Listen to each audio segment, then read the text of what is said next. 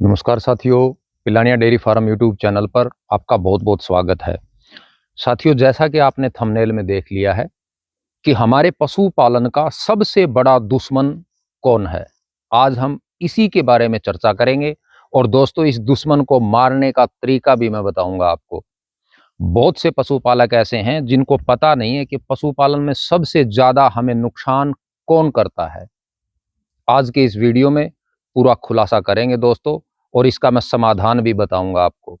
अगर आप चैनल पर नए हैं तो चैनल को सब्सक्राइब जरूर करें, क्योंकि ऐसे ऐसे आसान तरीके, समझाने के तरीके और अच्छे अच्छे नुस्खे हम आपके लिए लेके आते रहते हैं।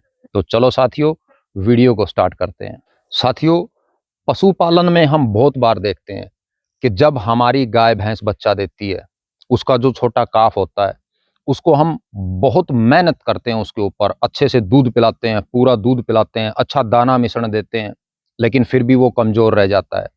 हमारी जो हीफर होती हैं यानी कटड़ियां, लगभग 1 साल की, 1.5 साल की, 2 साल की, 3 साल की हो जाती हैं, लेकिन वो प्रेग्नेंट नहीं होती, ग्याबिन नहीं होती। दोस्तों, हम पूरी मेहनत करते हैं, अच्छा दाना मिश्रण देते हैं, फिर भी वो ग्याबिन नहीं होती। इन सब के पीछे दोस्तों एक सबसे बड़ा कारण होता है, और वो कारण है वॉर्म्स, यानी पशुओं के पेट में होने वाले कीड़ों की वजह से ये समस्या हमें आती है।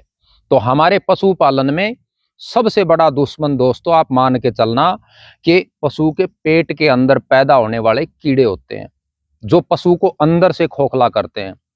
हम दाना मिश्रण अच्छा देते हैं, अच्छी फीड यूज करते हैं, अच्छी मल्टीवन विटामिन देते हैं, बहुत सी ऐसी दवाइयां, चीजें देते हैं, लेकिन वो पशु पे लगती नहीं है। इसका कारण यही होता है दोस्तों, जो हम दाना मिश्रण और अच्छा फीड देते हैं, उसका लगभग 25 से 30% जो भाग है, उसको उसके पेट के अंदर जो कीड़े हैं वो खा जाते हैं। दोस्तों, आपको अगर पशुपालन अच्छे तरीके से करना है, अच्छी ब्रीड पे काम करना है, आप भी अगर ये चाहते हो कि आपका पशु जो है वो स्वस्थ रहे और पूरा दूध दे, तो दोस्तों इस समस्या का समाधान आपको बिल्कुल 100% करना होगा। आप फीड थोड़ा कम डाल दें, बिल्कुल चलेगा, लेकिन अगर आपके पशु के पेट में कीड़े हैं, तो दोस्तों आप कितनी भी मेहनत कर सकते हो, लेकिन वो पशु जो है कभी भी स्वस्थ नहीं रहेगा। उसमें अनेकों बीमारियां हो जाएंगी, उसकी त्वचा जो है वो ऊपर से खुरदरी हो जाएगी, बाल झड़ने स्टार्ट हो जाएंगे, शरीर से कमजोर आ जाएगा, टाइम पे गाभिन नहीं होगा पशु। अगर छोटा बच्चा है तो वो अच्छी ग्रोथ नहीं करेगा। हम सब कुछ खिलाते हैं, लेकिन फिर भी काफ जो है वो ग्रोथ नहीं करता। उसका सबसे बड़ा रीजन यही होता है। तो दोस्तों, आज के इस वीडियो में मैं आपको पूरा डिटेल से बताऊंगा इसका इलाज। आप घर बैठे बिल्कुल अच्छे तरीके से इलाज कर सकते हो। हम शुरुआत करेंगे दोस्तों काफ से।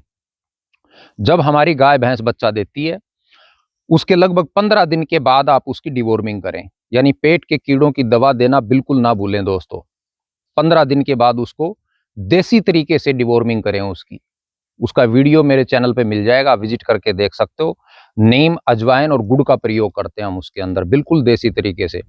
क्योंकि एक बात आप मान के चलना दोस्तों, किसी के भी कहने से अगर आप अपने पशुओं की डिवॉर्मिंग करते हो, तो डिवॉर्मिंग करने के बाद, यानी पेट के कीड़ों की दवा देने के बाद 10 दिन लगातार आपको लिवर टॉनिक देना बहुत जरूरी है।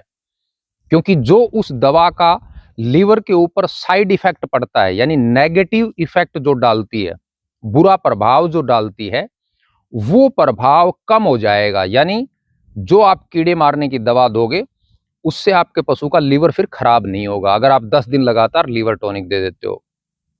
एक दोस्तों आपको विशेष ध्यान रखनी है, जब भी आप अपने किसी भी काफ की या हीफर की या गाय भैंस की डिवॉर्मिंग करते हो, तो वो खाली पेट करें। अगर तरीका आपका सही नहीं है, तो दोस्तों उस दवा देने का कोई फायदा आपको मिलेगा नहीं।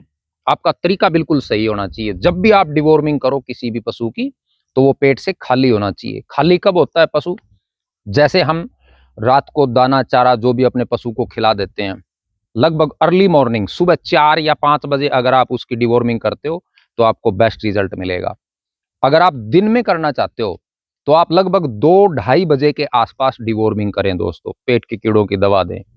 एक आपको विशेष ध्यान और रखना है दोस्तों, जिस भी पशु की आप डिवॉर्मिंग करते हो, डिवॉर्मिंग की दवा देने के बाद आपको लगभग 2 घंटे तक उस पशु को खिलाना पिलाना कुछ नहीं है। बहुत से मेरे पशुपालकों के मैसेज आते हैं कि जी हमने 2 बार डिवॉर्मिंग कर दी या हम हर बार डिवॉर्मिंग करते हैं सर, लेकिन हमें रिजल्ट नहीं मिलता। इसका कारण यही होता है, हमारा जो डिवॉर्मिंग करने का तरीका है वो गलत है। अगर गलत तरीके से हम डिवॉर्मिंग करते हैं तो उस दवा का कोई फायदा नहीं, आपको पैसे भी लग जाते हैं और उसका हमें फायदा भी नहीं मिलता है।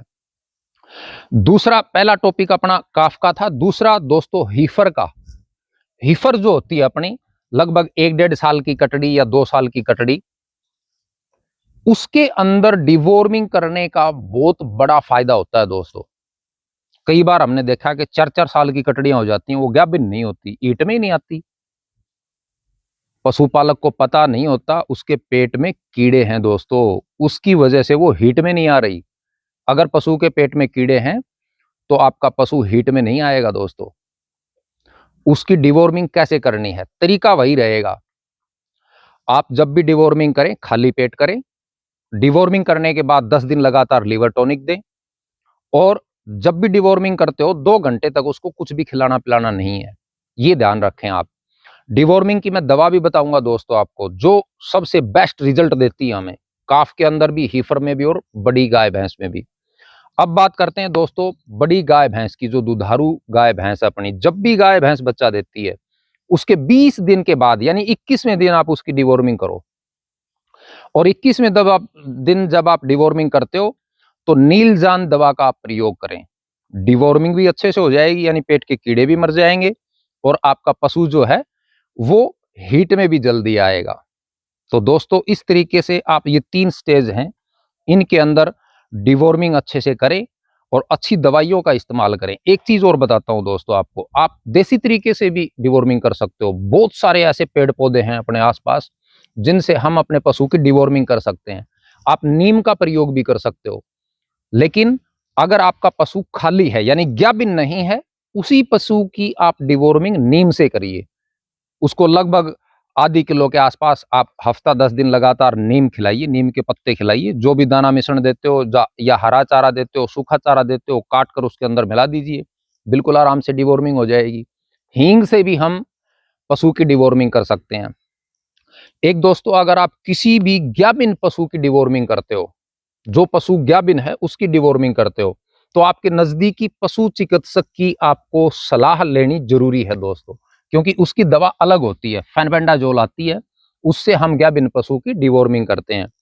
तो दोस्तों अगर आप अपने पशु का ध्यान रखते हो और समय पर डिवॉर्मिंग करते हो तो आपके पशुओं में कभी कोई दिक्कत आएगी नहीं। तो आप विशेष ध्यान रखें, ये जो हमारे पशुपालन का दुश्मन है इसको मारना बहुत जरूरी है दोस्तों। अगर आपने इस दुश्मन को मार दिया तो आपको कभी पशुपालन में नुकसान हो ही नहीं सकता दोस्तों। तो आज मेरे द्वारा दी गई जानकारी आपको कैसी लगी? मैंने दोस्तों बहुत ही अच्छे तरीके से आपको समझाने की कोशिश की है। आशा करता हूं कि आपके सब कुछ समझ में आ गया होगा। अगर आपको वीडियो अच्छा लगा तो इसको लाइक करें और अपने साथियों के साथ शेयर जरूर करें दोस्तों। बहुत बहुत धन्यवाद।